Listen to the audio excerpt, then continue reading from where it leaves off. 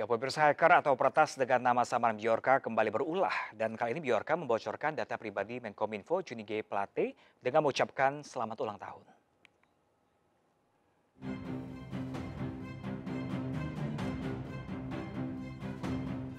Hacker atau peretas dengan nama samaran Bjorka tengah menjadi perbincangan setelah berulah membocorkan sejumlah data penting.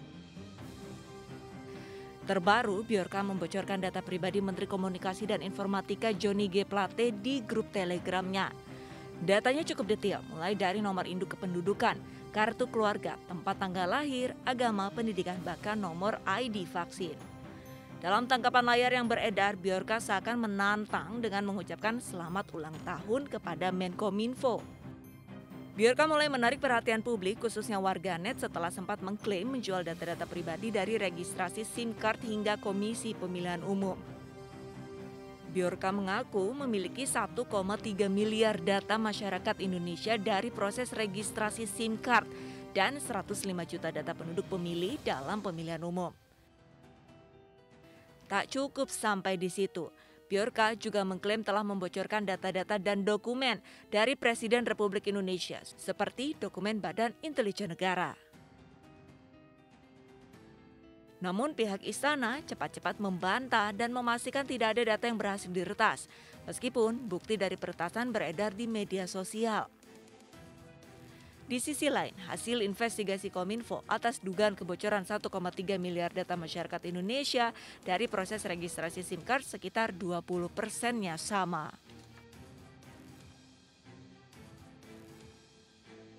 Jadi dalam kesimpulannya tadi, semua melaporkan bahwa tidak sama tapi ada beberapa feel yang ada kemiripannya. Untuk itu dari semua operator, begitu juga dari Dukcapil, makanya tadi kita sepakat untuk dilakukan investigasi lebih dalam lagi. BSSN akan membantu Dukcapil dan operator-operator untuk melakukan investigasi lebih dalam lagi, karena kadang-kadang yang namanya hacker ini tidak memberikan datanya tuh secara lengkap itu. Jadi kita ingin cari supaya kita tahu di mana data siapa ini yang bocor dan bagaimana kita melakukan mitigasi dan pengamanannya. Terkait serangan Bjorka, warganet menyalahkan pemerintah, dalam hal ini pihak Kementerian Kominfo yang dinilai tidak kompeten dalam menangani data pribadi.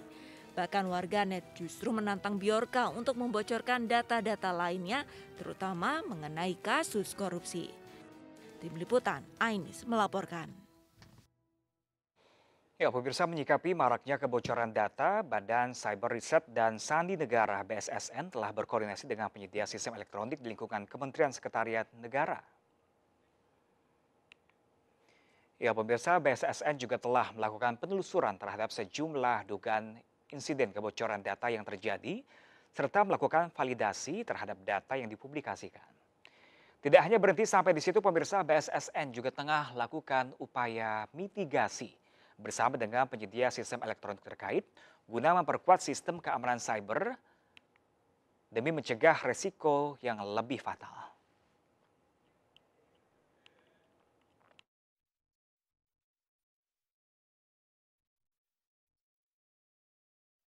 Ya, pemirsa, kebocoran data pribadi kian meresahkan. Tidak hanya mengklaim memiliki data pribadi juta masyarakat Indonesia, peretas juga mengumbar data pribadi milik pejabat pemerintahan. Lalu pemirsa, bahkan pembobol juga menantang akan menjual data rahasia milik negara. Lalu apa yang membuat Indonesia terlihat lemah di mata para hacker ini, pemirsa? Bisakah para hacker ini dilacak dan dihukum sesuai Undang-Undang Informasi dan Transaksi Elektronik? Nah, pemirsa, kita akan membincang langsung bersama dengan Wakil Ketua Komisi 1 DPR fraksi PKS, ada Bapak Abdul Haris Alamasyari, dan juga Ketua DPP Bidang Hukum Internal yang juga juru bicara nasional Partai Perindo, ada Bapak Kris Taufik. Halo, selamat sore Bapak-Bapak. Selamat sore. Selamat sore. Ya, selamat sore. Assalamualaikum Pak Abdul. Waalaikumsalam. Salam kenal. Waalaikumsalam warahmatullahi wabarakatuh. Kita ke Pak Abdul Haris. Pak Haris lebih dahulu. Ini hacker mengklaim data rahasia negara bocor. Lalu apakah DPR ini melihat sebagai kelemahan negara dalam keamanan cyber? Ya, kalau dalam dunia digital, siapa yang sampai bocor, sampai kecurian, atau sampai kehilangan data, atau bisa diretas, maka dia yang lemah. Jadi tidak ada excuse di dunia seperti ini, maka Kita tidak bisa mengatakan bahwa ini mohon perhatian, jangan hack kami, itu ya nggak berlaku di dunia digital, di dunia cyber seperti ini. Kalau sampai makanya ke depan ketika kita menyusun undang-undang ini, yang diminta, yang dituntut dari undang-undang ini, undang-undang perlindungan data pribadi itu adalah jaminan keamanan data pribadi dari warga negara Indonesia. Oke, kita ke Pak Kris. Pak Kris, dari kacamata hukum seperti itu, sebenarnya keamanan cyber kita seperti apa sih? Undang-undangnya sudah ada atau belum sih? Begini, kalau bicara keamanan cyber, sebenarnya kan kita bicara soal teknologi, soal akses ilegal dan sebagainya. Sebenarnya sudah ada beberapa undang-undang yang mengcover itu. Contoh akses ilegal itu sudah di-cover di dalam Undang-Undang Telekomunikasi. Tetapi kan ini kita bicara spesifik mengenai pelindungan data pribadi. Ya kalau pelindungan data pribadi, ansih memang sejauh ini belum ada yang benar-benar secara spesifik mengatur. Gitu kalau dari sisi undang-undang. Makanya RUU PDP itu ya itu mungkin tools awal supaya warga negara. Tapi itu kan sebenarnya undang-undang mengatur bagaimana warga negara dilindungi oleh negaranya di dalam data-data pribadinya gitu. Tetapi undang-undang itu kan belum menjamah areal-areal hacker ini. Kalau areal hacker ini saya pikir udah areal lain lagi, mungkin begitu menurut saya. Jadi karena undang-undang yang belum ada ini membuat para hacker ini seperti akan bermain di kawasan pemerintah Indonesia seperti itu? Enggak, kalau saya melihat tidak begitu. Kalau saya melihat ini dua hal yang berbeda. Soal kebocoran data, ya itu memang kelemahan. Ini kan warning awal, karena kalau saya ikuti data yang bocor sampai hari ini ya, yang saya tahu sampai hari ini belum data-data yang sensitif, itu yang pertama. Lalu kedua juga pertanyaannya kan begini, ketika data bocor apakah tiba-tiba orang mengalami kerugian? Mungkin juga ini perlu waktu, tetapi yang ingin saya sampaikan adalah kebocoran data ini tidak terkait dengan ada atau tidaknya peraturan gitu, tetapi ini adalah terkait dengan seberapa mampu kita itu dalam arti masyarakat dan pemerintah menyediakan security system terhadap seluruh data yang sekarang sudah di era digital ini, mungkin begitu. Oh ya Pak Kris, ini tidak hanya data pribadi Pak Kris, ini para peretas juga mengklaim memiliki data rahasia negara. Ini kalau menurut tanggapan Anda seperti apa ini? Iya sama, kalau saya coba lihat itu saya ada beberapa yang kirim ke saya, itu kan data pribadinya yang dimaksud data negara itu menurut saya belum data sensitif. Kenapa? Karena itu kan subjek yang saya dapat ya, mungkin ada yang lebih detail. Yang saya dapat itu adalah data mengenai judul surat dan judul email, tetapi isi suratnya saya belum menemukan gitu. Jadi kalau memang sebatas itu saya pikir ini baru early warning yang harus disikapi gitu, nggak bisa dibiarkan saja, apalagi saya sepakat tadi cuman dilarang untuk nggak menghack ini agak rumit kalau cuman dilarang begitu. Tetapi ini sudah harus security system kita yang harus bergerak untuk menyelamatkan ini sehingga yang data-data awal atau early warning ini tidak berubah menjadi benar-benar data sensitif gitu yang terbocorkan. Gitu dari saya. Oke, kita ke Pak Haris. Pak Haris, ini kan kebocoran data sebenarnya sudah terjadi sekitar tahun 2020 ini, sudah pernah diusut juga. Namun yang terjadi adalah antar lembaga negara ini bahkan sempat saling lempar tanggung jawab atas isu bocoran data pribadi warga Indonesia. Lalu sebenarnya siapa yang seharusnya bertanggung jawab, Pak Haris, kalau terhadap pengamanan data tersebut? Ya, saya coba spesifik ke perlindungan data pribadi ya, data pribadi. Data pribadi tidak membedakan antara data yang biasa saja atau data yang sensitif. Semua data pribadi harus dilindungi oleh si pengendali data. Kita tidak mengatakan harus dilindungi oleh pemerintah.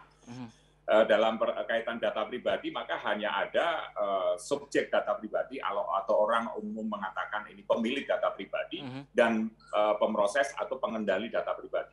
Pengendali data pribadi ini bisa swasta, bisa pemerintah, bisa lembaga publik, bisa entitas apapun gitu. Jadi dalam kaitan ini tidak boleh ada kebocoran. Ketika terjadi kebocoran, maka jawabannya itu bukan memohon agar tolong jangan dihack dan seterusnya, tapi tunjukkan dengan meningkatkan security system dari si pengendali data tersebut. Kalau kira-kira memang tidak mampu, ya jangan jadi pengendali data. Jadi ini saklek sekali undang-undang ini, dan memang di dunia perlindungan data pribadi seperti itu. Karena mestinya tidak boleh ada data pribadi sampai berpindah tangan tanpa consent, tanpa persetujuan oleh si subjek data pribadi. Oke, kita ke Pak Kris. Pak Kris, ini kan sebenarnya kebocoran data seperti saya bilang tadi sudah dari tahun 2020 ini, kenapa nggak dibuat sanksi tegasnya oleh pemerintah? Gini, kalau saya lebih cenderung ini adalah security system yang dapat warning gitu, dapat early warning. Substansinya adalah memang dalam kasus ini pemilik data, katakanlah saya gitu, atau mungkin Pak Abdul Haris, kita sebagai masyarakat, saya sebagai pemilik data menjadi tidak mempunyai kontrol terhadap data saya sendiri, gitu. Nah, kalau mengenai kenapa dan kenapanya, mungkin perlu ditanyakan ke pihak-pihak yang lebih bisa menjawab itu ya. Yang jelas di banyak negara memang ini sudah terjadi beberapa waktu yang lalu juga gitu. Kalau kita lihat soal WikiLeaks dan sebagainya, kita banyak baca itu juga terjadi beberapa waktu yang lalu gitu. Nah, kebetulan mungkin sekarang yang disorot adalah Indonesia, maka marilah security system ini diberdayakan gitu. Jadi bukan menurut saya nggak bisa, beberapa orang menanyakan kan, apakah ini bisa dihukum, apakah ini bisa dipidana? Ya jawabannya pasti bisa. Tetapi kan ini substansinya bukan di pidana atau tidaknya, karena pidana kan ultimum remedium, yang paling akhir gitu. Sebelum sampai ke sana kan harusnya sudah ada pembenahan secara kesisteman. Ini isunya adalah isu security system gitu. Oke, tadi kalau kata Pak Haris bilang kan, Pak Kris, ini data pribadi apapun yang dibocorkan itu merupakan adalah data yang penting. Nah, ini antisipasinya supaya tidak kebobolan lebih lanjut lagi. Sebenarnya apa yang harus dilakukan sih, Pak Kris? Kalau gini, kalau data, saya mau mengomentari sedikit yang Pak Haris tadi sampaikan, Pak Haris sampaikan. Saya sih artinya gini, data tidak boleh dibeda-bedakan. Iya, itu saya sepakat. Tetapi yang saya mau sampaikan adalah sekarang ini menurut saya early warning gitu, warning awal, peringatan awal, karena saat ini belum data yang sensitif gitu. Tetapi apakah ini tidak perlu ditindaklanjuti? Harus, karena kalau enggak nanti bisa kemana-mana. Dan yang jelas sekarang sudah masyarakat yang datanya teretas sudah tidak punya kontrol lagi terhadap data pribadi masing-masing gitu. Kalau apa yang harus dilakukan? Yang saya lihat, saya belum membaca juga belum mendengar. Seharusnya yang dilakukan segera audit sistem. Sistemnya siapa? Nah, balik tadi yang Pak Haris sampaikan, sistem siapa yang disinyalir sumber dari kebocoran ini. Kalau itu ada di swasta, harus diadakan audit sistem di swasta. Kalau itu ada di pemerintah atau di pihak-pihak lain, ya di pihak-pihak itulah harus diadakan audit sistem. Dan audit sistem ini harus bisa dipertanggungjawabkan dan disampaikan ke masyarakat gitu, sehingga nggak panik orang-orang, dan orang-orang tahu, oh ini sudah tertangani, mungkin kurang lebih begitu. Oke, kita ke Pak Haris. Pak Haris, ini kalau dari DPR sendiri rencananya ke depan akan ada pembahasan mengenai pengamanan data pribadi warga nggak, seperti apa di sana? Begini, pengamanan data pribadi, jadi yang bertanggung jawab dan yang wajib mengamankan data pribadi adalah mereka yang mengumpulkan data pribadi masyarakat. Kalau subjek datanya ya tidak harus mengamankan.